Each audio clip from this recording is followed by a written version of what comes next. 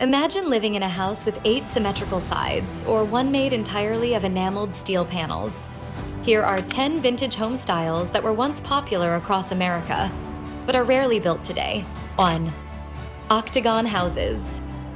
This unique architectural trend took off in the mid-19th century, thanks to Orson Squire Fowler. He believed that octagonal homes were more efficient, offering better airflow, more natural light, and smarter space usage. Unlike traditional rectangular homes, octagons enclosed about 20% more space using the same perimeter, making them energy efficient and cost-effective. They often featured flat roofs, central cupolas, wraparound verandas, and even advanced water collection systems. But despite their benefits, the style never truly caught on and faded by the early 1900s. Some examples still exist today, like Longwood Mansion in Mississippi and the Octagon House in Wisconsin. Fowler's own lavish home, Fowler's Folly, was so over the top it was abandoned and demolished in 1897. 2. Queen Anne. Popular from 1880 to 1910, this style replaced the French-inspired Second Empire look. With its asymmetrical facades, large porches, towers, and decorative woodwork, Queen Anne homes embraced whimsy and variety. While inspired by British architecture, the American version was more playful, with patterned shingles and complex rooflines. The most famous example? The Carson Mansion in Eureka, California, often considered the most photographed Victorian house in America. Though the style faded by 1900, features like wraparound porches lived on into the 1920s. 3. American Foursquare. From the 1890s to the 1930s, this no-nonsense style became a popular response to the overly ornate Victorian homes. Boxy, efficient, and easy to build on narrow lots, the American Foursquare, also called the Prairie Box, was practical and affordable. Many were sold as mail-order kits from companies like Sears and Aladdin. They often featured hipped roofs, central dormers, and craftsman-style built-ins. Perfect for growing cities and streetcar suburbs, these homes were the ultimate in early 20th century urban practicality. 4th. American Craftsman. Emerging in the early 1900s, this style emphasized handcrafted materials and artistry. Rooted in the arts and crafts movement, it became especially popular in California with the rise of the California bungalow. Low-pitched roofs, exposed rafters, built-in furniture, and earthy materials made craftsman homes feel both cozy and connected to nature. Gustav Stickley's magazine, The Craftsman, helped spread the style to the middle class. By the 1930s, the movement declined, but iconic homes like the Gamble House in Pasadena still stand as timeless examples. 5. Shotgun houses. These narrow, one-room-wide homes were common across the American South from the late 1800s to the 1920s. Arranged with rooms in a straight line, they had no hallways.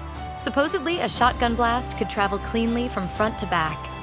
Originating in New Orleans, with Haitian and West African influences, these houses were cheap to build and perfect for hot, humid climates.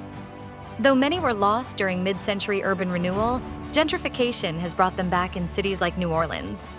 Fun fact: Elvis Presley was born in one in Tupelo, Mississippi. 6.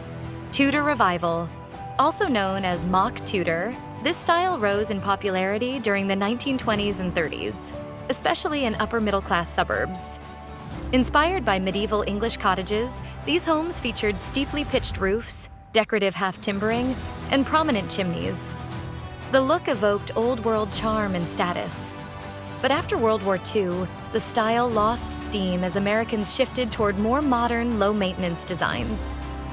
Later revivals used synthetic materials to mimic the look without the upkeep. 7. Dutch Colonial Revival.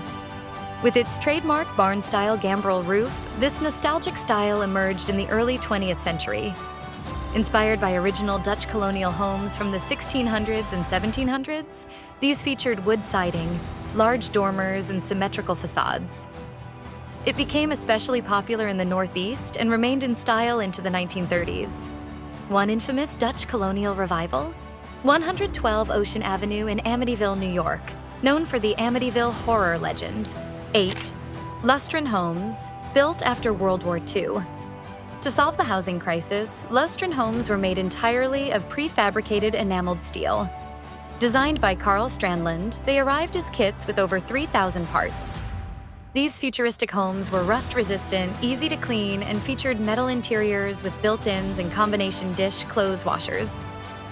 Though production ended by 1950 due to financial issues, over 2,000 were built, and some still stand today. 9. Atomic Ranch.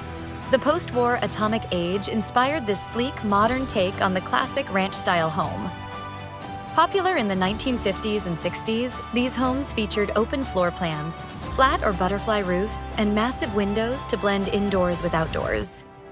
Architect Cliff May helped popularize the look, while builder Joseph Eichler brought it to the masses in California. With bold colors and space-age style, Atomic Ranch homes define suburban cool. 10. Brutalist homes. Born in the 1950s, brutalist architecture embraced raw concrete, bold geometry, and function over form. Though often used for public buildings and housing complexes, some homes followed the trend. Influenced by Le Corbusier, brutalist design was especially common in socialist countries where concrete symbolized equality. By the late 70s, the style fell out of favor.